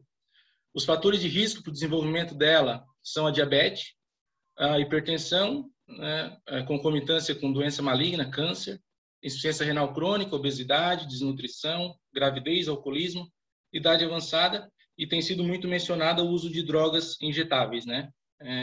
Pacientes usuários de drogas. Os sinais e sintomas iniciais, eles são muito parecidos com a celulite, e por isso a dificuldade do diagnóstico precoce, né? Então nós vamos ter dor, eritema e edema, que é comum da infecção de partes moles, febre, taquicardia, crepitação, induração e flictenas também são bem frequentes. Ela é dividida em 2 tipos, né? O tipo 1 é o polimicrobiano, que é mais visto em diabéticos, imunossuprimidos, e o tipo 2 é o monomicrobiano, geralmente por bactérias gram-positivas, e ela é mais grave devido à toxicidade que essas bactérias têm devido às exotoxinas. Então, o Streptococcus pyogenes é muito frequente, também o Staphylococcus aureus. Aqui eu trouxe alguns exemplos de algumas fotos. Esses 2 casos de membro inferior são da nossa casuística. E aqui é o canto esquerdo, o canto direito, a fasciite necrotizante do períneo, que é chamada de gangrena de Fournier, que todos nós conhecemos. O diagnóstico ele é clínico, né? É uma infecção que vai dar um acometimento sistêmico, uma progressão rápida. E muitas vezes ela não responde à antibiótico terapia endovenosa, o que ajuda a diferenciar da celulite. A confirmação é por biópsia da fáscia, né? Vai mostrar necrose da fáscia. E nós temos sinais indiretos, geralmente no intraoperatório, que é a necrose da fáscia, né? Que é macroscópica, e é o fácil descolamento da fáscia na dissecção romba. Então, quando a gente vai fazer o desbridamento, a gente nota que o tecido subcutâneo está descolado do osso, do músculo. Então, ele é facilmente retirado. E ali a gente encontra, além de necrose, presença de pus, presença de secreções, e a gordura está num aspecto acinzentado. Isso é uma característica bem marcante. Os exames de imagem, eles podem nos ajudar, tá? Todos eles podem ser empregados, desde a radiografia, ultrassonografia, tomografia e ressonância. Eles vão mostrar basicamente gás ao longo dos planos faciais. A ultrassonografia é importante para afastar uma trombose venosa. A tomografia computadorizada é o exame mais utilizado. E a ressonância é o padrão ouro, né? Só que muitas vezes não está acessível. Uma sensibilidade alta, de 93%, e vai mostrar um espessamento facial acima de 3 milímetros. O tratamento da fasciite necrotizante, ele engloba o suporte clínico intensivo. Muitas vezes o paciente ele vai precisar de ser colocado na unidade de terapia intensiva. Uma antibiótico terapia de amplo espectro, até que saia o resultado das culturas. E uma abordagem cirúrgica precoce tem sido defendida nas maioria dos estudos, com drenagem, o desbridamento em arranhadura de urso, que é feito de forma que é feito incisões longitudinais, e aí a gente vê que a fáscia, a partir desse momento, a gente consegue soltar facilmente todo o tecido superior à musculatura. Fasciotomia, com biópsia da fáscia, e a cultura bacteriana. A amputação primária, ela é defendida em alguns casos onde o paciente está com a sua parte clínica muito deteriorada, pacientes mais idosos, pacientes com risco cirúrgico aumentado e pacientes que realmente eles têm uma pouca chance de deambular depois de sair desse quadro. A amputação tardia, ou seja, aquela que é feita depois do primeiro desbridamento, ela tem indicação principalmente quando o quadro não está evoluindo bem, quando a infecção ela está ascendendo, né, chegando próximo ao períneo, o que aumenta ainda mais a mortalidade. E após isso, após o preparo dessa lesão, quando tem sucesso nisso, aí vão partir para as reconstruções, que pode ser enxerto de pele, retalhos, etc. E nessa área, a gente geralmente recorre ao auxílio da cirurgia plástica. Esse estudo aqui, que é um estudo feito na UT Southwestern, né, que é um local que é uma universidade, né, no Texas, em Dallas, onde trabalha o Dr. Carlos Timarã. Eles fizeram um estudo, um trabalho recente, publicado em 2019, onde eles pegaram os pacientes da base de dados do American College of Surgeons, que engloba 680 hospitais nos Estados Unidos. Então, entre 2005 e 2016, foram 10 anos, eles levantaram 4.146 casos de fasciite necrotizante. 16% eram na extremidade inferior, que é o nosso objeto de estudo. Dessas, 57,7% foram para amputação. E dessas 674 de membro inferior, 387 tinham diabetes, uma taxa de amputação de 70% nos diabéticos contra 40% nos pacientes que não têm diabetes. Isso tem uma significância estatística importante. A mortalidade global nos pacientes com fasciite foi de 14%, sendo que nos diabéticos ela é 18,8% e nos não diabéticos 11,6%. Isso também foi estatisticamente significante. Nesse outro estudo, que foi feito em Taiwan, no hospital com 3.700 leitos, no hospital universitário, entre 2009 e 2014, aqui o público era diferente, eram os pacientes tratados no Centro de Tratamento de Pé Diabético. Então, desses 2.265 pacientes que estavam em tratamento nesse período, eles identificaram 111 casos de fasciite necrotizante. Então, pacientes que estavam no tratamento de pé diabético evoluíram para fasciite necrotizante. Isso é uma taxa de aproximadamente 5%, e desses 110 casos, 100 pacientes tinham uma úlcera no pé diabético. Eu vi que o Dr. Eliud está aqui também assistindo a nossa aula, que também é referência no tratamento de pé diabético. Então, isso é importante, porque os nossos pacientes que a gente trata, né, do nosso dia a dia, o tratamento do pé diabético, eles podem evoluir para fasciite necrotizante e com uma taxa de amputação bem alta de 72,5%. Então, sobre a fasciite necrotizante era isso, era mais uma breve apresentação. Agora vamos entrar na parte da terapia por pressão negativa.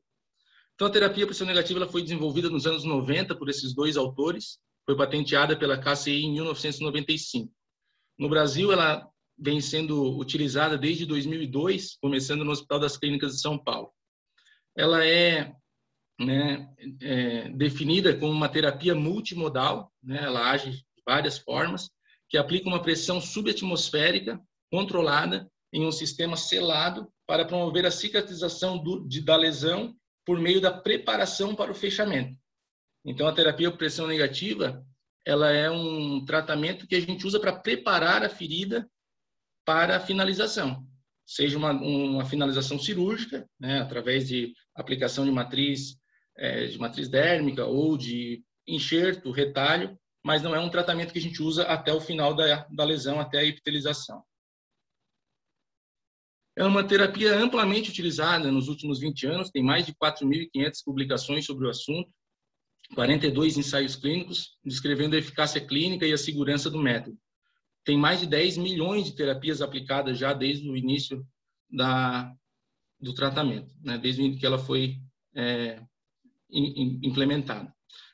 Saíram desde então vários guidelines e vários diretrizes explicando sobre o uso, e desde da parte científica até a parte prática do dia a dia. Ela tem algumas propriedades, né? Por que ela ajuda na cicatrização da ferida?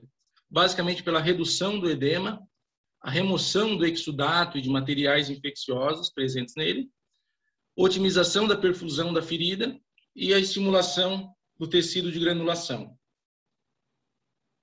Os componentes, então, da terapia. Ela é composta por uma esponja de poliuretano reticulado de células abertas, não é uma esponja normal, o fato dela ser de células abertas é que vai ajudar uma melhor disseminação da pressão no leito da ferida, e por ser células abertas, ela vai permitir que o tecido de granulação ele cresça entre as células da esponja.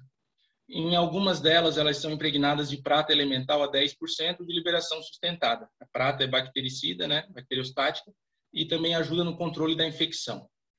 Também como componente vem a película adesiva, né, que é um adesivo acrílico, então tem que ficar atento que alguns pacientes podem fazer alergia, né, devido ao adesivo acrílico. Um reservatório, que vai armazenar os conteúdos que são retirados da ferida, e uma unidade de terapia controlada por software. Então é como se fosse um computador agindo no tratamento da ferida. Então aqui eu trouxe, né, porque algumas pessoas talvez não tenham tido acesso ainda, esses são os componentes. Aqui na primeira foto é a máquina em si, né, que eu trouxe esses exemplos aqui são da máquina da KCI, mas aqui na primeira foto ao lado é o reservatório e mais abaixo é o SensaTrack, que é o sensor que fica em contato com a ferida, a esponja e o filme. Essa tela ela é touch e bem fácil de lidar, interativa. Aqui ele mostra a taxa de vazamento mais à direita, e se ele tiver com algum vazamento excessivo, se ele tiver com bloqueio no dispositivo, ele vai alarmar, né, sugerindo que seja resolvido o problema. Aqui a esponja, mais abaixo, a esponja impregnada de prata, ela tem 3 tamanhos, que pode ser escolhido de acordo com o tamanho da ferida, né? E ali também abaixo o filme e o SensaTrack, que é o que vai... Depois tem um vídeo mostrando. Então, qual que é o mecanismo de ação da terapia por pressão negativa? Esses próximos slides não são meus, são da doutora Viviane, que é uma terapeuta de São Paulo que me ajudou bastante na confecção da aula. Então, basicamente, ela vai causar uma macrodeformação na ferida, que é basicamente uma contração da ferida a partir do momento que começa a feitura do vácuo na lesão, e em algumas feridas pode causar uma contração de até 1 centímetro já no início da terapia. E a microdeformação, que é o que ela vai fazer no leito da ferida propriamente dita.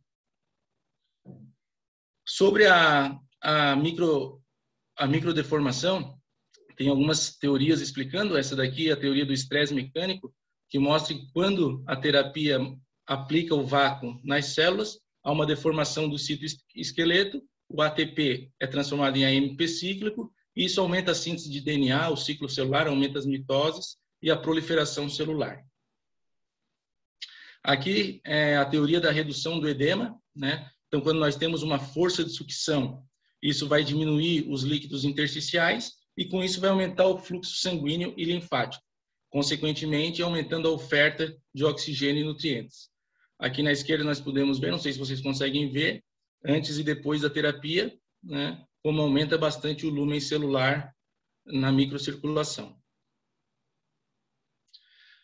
Outra teoria é a teoria da modulação das matrizes de mealoproteinases, onde quando a gente remove o exudato da ferida, o exudato é rico em enzimas proteolíticas, né? Fibrinase, colagenase, elastase, proteases, e essas proteínas, essas enzimas, elas degradam a matriz extracelular, que é tão importante, né, na cicatrização das feridas. E também as meataloproteinases, elas induzem a apoptose de células, né? Fibroblastos, neutrófilos, células endoteliais, que são importantes na formação do tecido de granulação. Então, quando a gente bota uma força de aspiração na lesão, o exudato é removido, cheio dessas enzimas proteolíticas e metaloproteinases.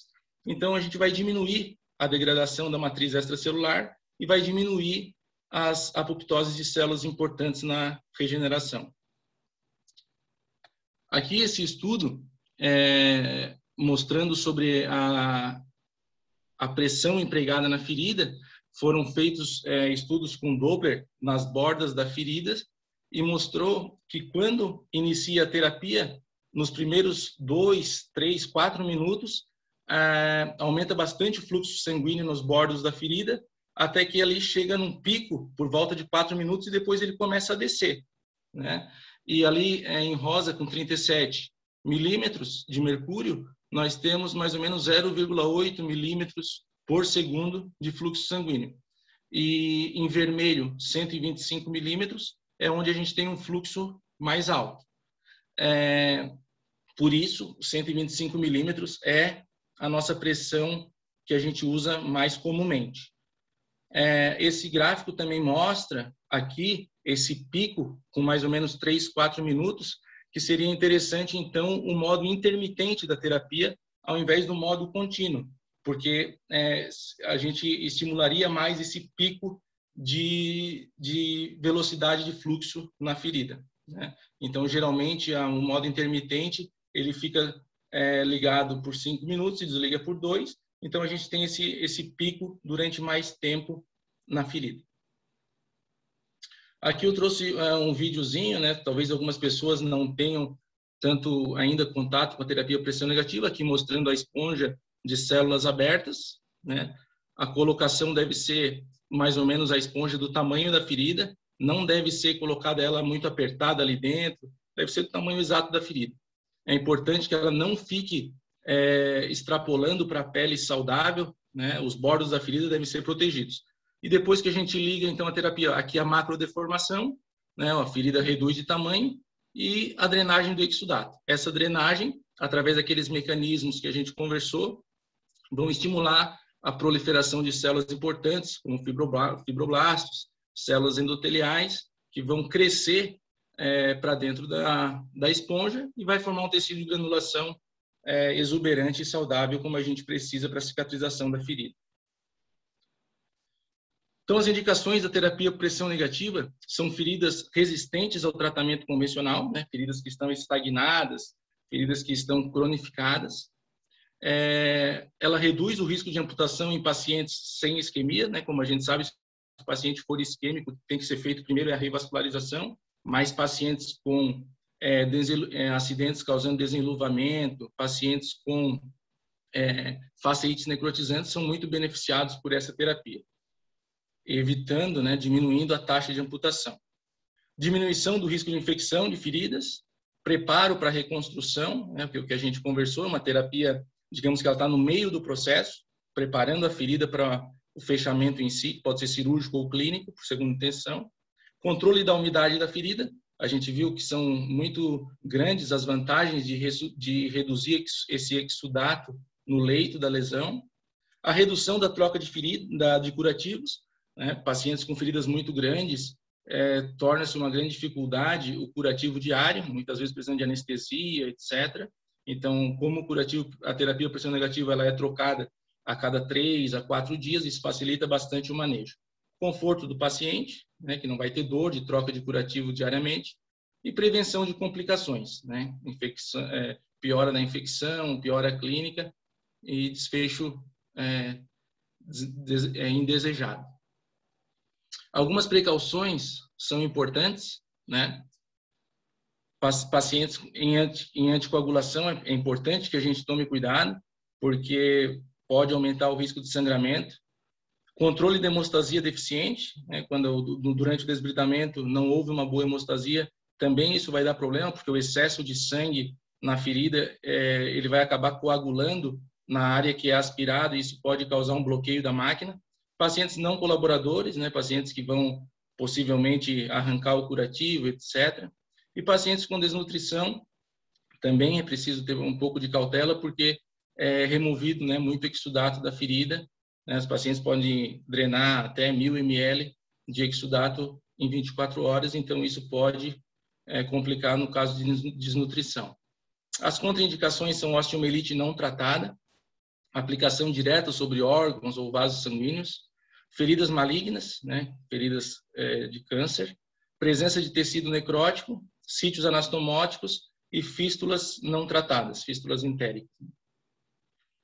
Mas então, na prática, sobre a terapia de pressão negativa, o que é importante, né, que esse guideline, essas diretrizes clínicas da KCI são bem interessantes, que quem vai usar a terapia dê uma lida, não é tão longa e tem bastante gráficos e figuras, então é uma leitura bem para a prática mesmo. Então é importante o desbridamento amplo, não adianta querer colocar a terapia por pressão negativa em cima de tecido necrótico, porque ela não vai dar um bom resultado. A hemostasia rigorosa também é super importante para evitar um excesso de sangramento que vai ser coletado no reservatório, e além disso provavelmente vai travar todo o sistema. Não deixar a terapia desligada por mais de 2 horas, né, porque isso vai fazer com que se acumule exudato ali, bactérias e tudo mais. O ideal é que, se por algum motivo a terapia ficou desligada mais de 2 horas, é que essa terapia seja retirada, lavada a ferida com soro fisiológico e reaplicada outra terapia. Proteger estruturas nobres, né, a gente não vai colocar esponja direto sobre tendões, sobre ossos, sobre vasos sanguíneos. Aí nós podemos botar uma interface, geralmente é usado gases não aderentes, né, mais uma camada única, porque sempre que é colocada uma interface entre a esponja e a ferida, isso dificulta a boa distribuição da pressão no leito da ferida. Proteger as bordas também é super importante, senão, se for colocada repetidamente a terapia por cima de bordas saudáveis, provavelmente vai granular aquela borda e a ferida vai aumentar.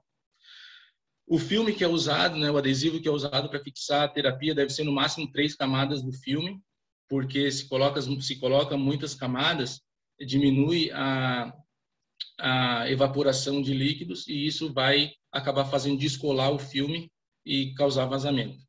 Preencher os descolamentos e túneis é super importante. Toda a lesão deve ter contato com a esponja.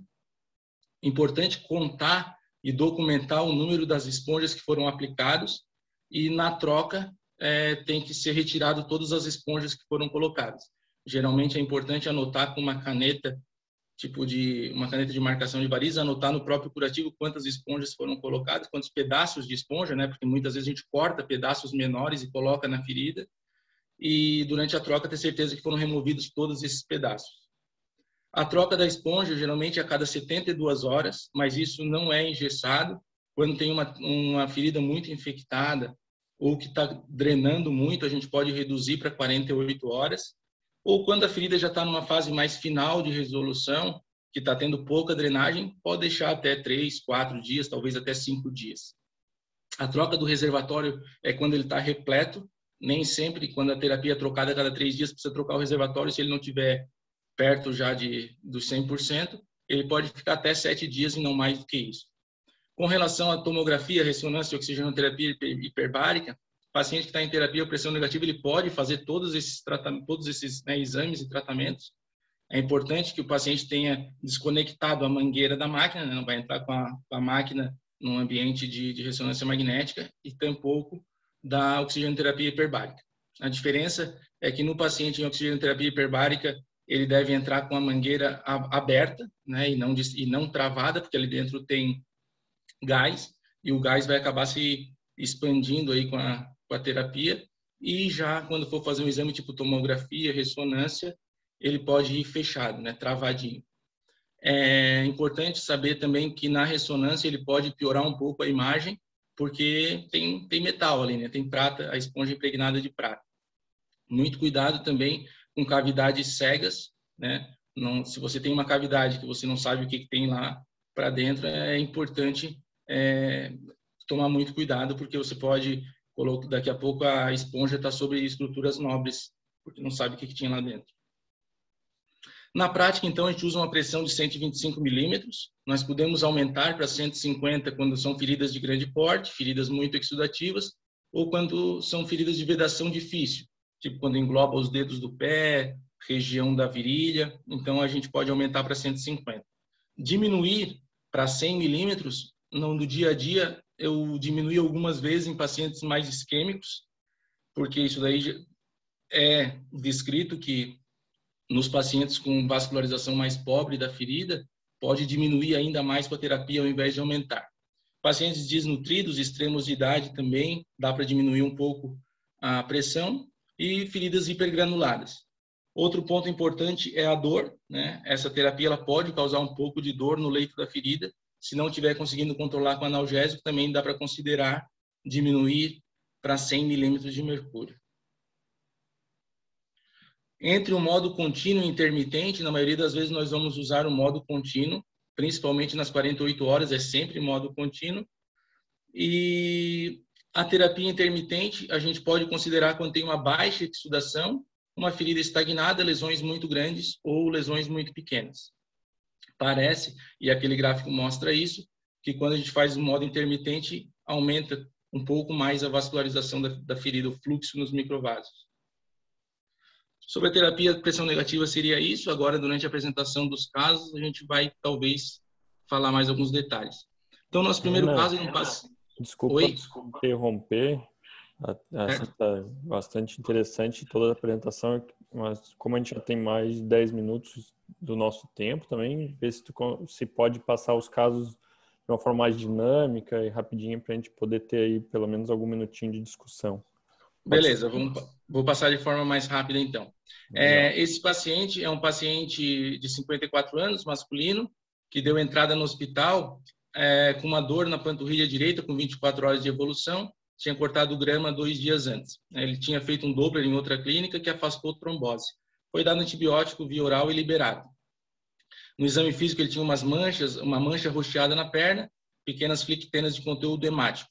Ele tinha pulso femoral, poplite, tibial posterior presentes, não tinha sinais de síndrome compartimental. O que chamava atenção eram os sinais vitais dele, que estavam pressão um pouco baixa, 98/65, frequência cardíaca de 120, mas não tinha febre. Esse paciente, eu vi ele 11h30 da manhã, perto do meio-dia, achei um pouco estranho, iniciei para ele o antibiótico terapia e solicitei o laboratório para voltar para ver final de tarde. Esse aqui é o aspecto do paciente na chegada.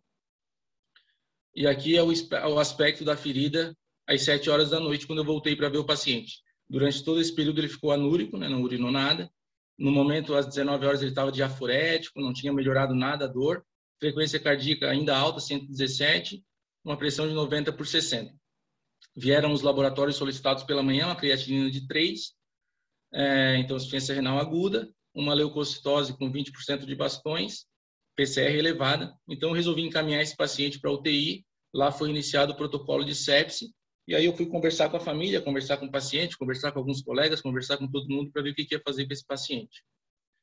Às 22 horas eu voltei para vê-lo na UTI, ele estava em choque séptico, sonolento, acordava lúcido, uma noradrenalina 40 ml por hora, frequência cardíaca 130, a pressão um pouquinho mais controlada.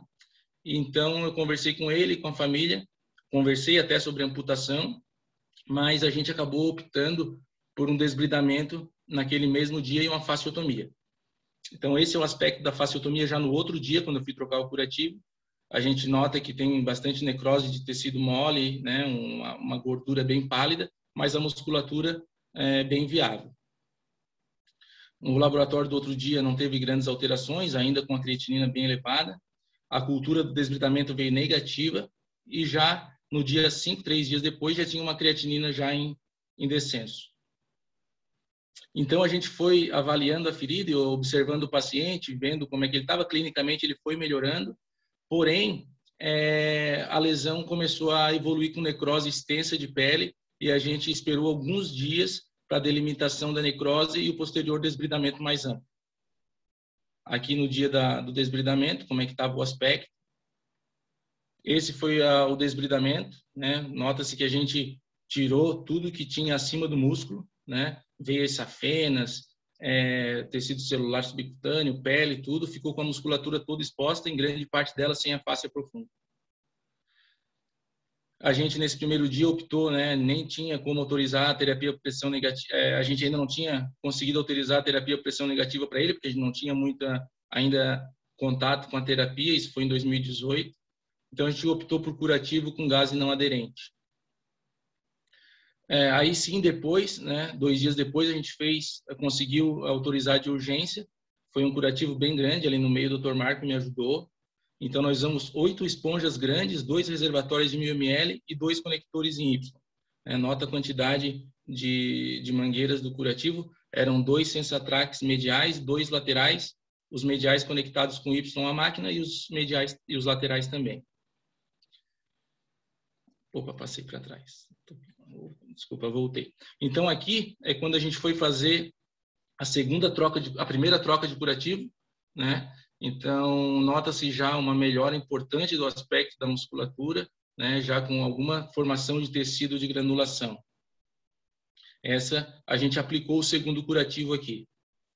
Aqui, quando a gente foi aplicar o terceiro curativo, né? Já um tecido de granulação bem importante. Ali na tíbia tinha uma exposição óssea, a gente resolveu fazer essas perfurações para estimular o tecido de granulação, estimular o sangramento ósseo e formação de tecido de granulação. Aqui, quando a gente foi fazer o enxerto, então após 3 trocas de curativo, a gente já começou com a cirurgia plástica a fazer os enxertos de pele aqui. Aqui o primeiro enxerto, né? Fizemos perna anterior e posterior. Aqui, numa dessas trocas de vácuo, ele cresceu um Acinetobacter, a gente iniciou levofloxacino, baseado na cultura. E aqui, o segundo enxerto, envolvendo lateral de coxa e posterior de coxa. Aqui, as áreas doadoras de pele. Aqui, como é que fica o aspecto do curativo, posicionamento das esponjas antes de ligar a terapia. E aqui embaixo, depois da terapia, o vácuo imprimido na lesão. Isso daqui foi durante a evolução. Depois disso, depois que a gente fez o tratamento com a terapia, a gente começou de novo a fazer curativo com gase não aderente. Aqui a alta hospitalar no dia 1º de agosto com esse aspecto das lesões. Esse daqui é no consultório 3 meses depois. Aqui nota-se uma total viabilidade e funcionalidade da perna. A gente cogitou a possibilidade de usar a matriz de substituição dérmica na parte posterior do joelho e tornozelo, mas acabou que o convênio não autorizou e a gente ficou com umas áreas não tão sadias, com formação de tecido de cicatriz hipertrófica na parte posterior do joelho. O segundo caso, eu vou passar um pouco mais rápido, então, é bem semelhante, tá? Só que esse paciente já internou e foi direto para a UTI e foi solicitada a nossa avaliação lá na UTI. Esse paciente é diabético, chegou com uma creatinina de 3. Então, aqui foi na chegada, ele foi avaliado e a gente optou pelo tratamento clínico inicialmente. Aqui o jeito que evoluiu a ferida, desbridamento amplo. Como não estava autorizado o vácuo também, a gente optou por esse tipo de curativo, gás não aderente, compressas, algodão laminado, enfaixamento. Aqui, quando foi fazer um novo desbridamento e colocação do vácuo, cresceu a Acinetobacter também no primeiro desbridamento. Aqui esse vídeo mostrando como é que é quando vai formando o curativo. Aqui eram 4 esponjas grandes e 2 reservatórios também. Ela demora um pouquinho para formar, porque é muito grande a ferida, né?